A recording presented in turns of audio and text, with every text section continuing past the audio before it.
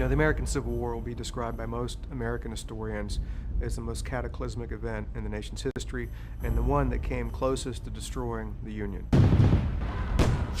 And at the heart was really the issue of slavery.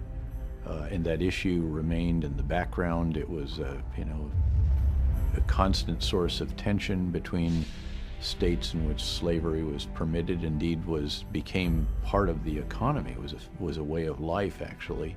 And eventually, of course, it erupted into what became known as the Civil War.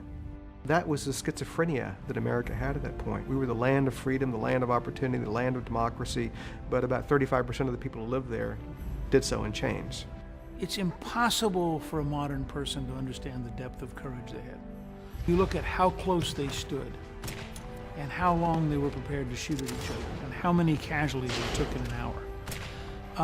It's almost impossible to imagine the courage, the dedication, the discipline that they showed. Imagine warfare where your ability to load and tamp a musket faster than the guy with the other musket would determine if you lived or died. I think for me the things that stand out about the Civil War is literally the idea of brother fighting against brother, cousin fighting against cousin, because the country was literally torn in two. Those 4 years, more Americans died in battle during those 4 years than all other wars that America has been in combined. When you have 620,000 dead people in a country that only had 50 million people, you have driven home emotionally the importance of the conflict at a depth that lasted 100 years. And we must never forget either that many times that number of people were crippled or invalided for life by the war.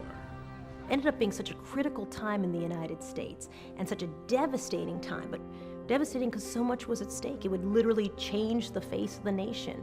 If the Southern secession had prevailed, there would have been no end of further secessions. There wouldn't just have been 2 countries instead of 1. The 2 countries would then further have disintegrated.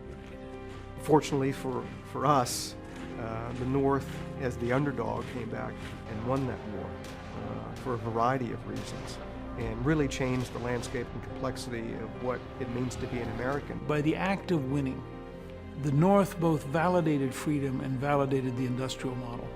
And so you have an American confidence, an American sense of achievement, an American willingness to go out around the world that is fundamentally different than you would have had 10 years before the war. We had never been more divided as a country than we were in 1860. It really was like we were 2 countries masquerading as one. I think it's very hard to understand the role of America in the world without having that war and without people all around the world looking and saying, Lincoln was right. You can have government of the people, by the people, and for the people. That was not at all clear in 1860. People were still very skeptical of the American experiment.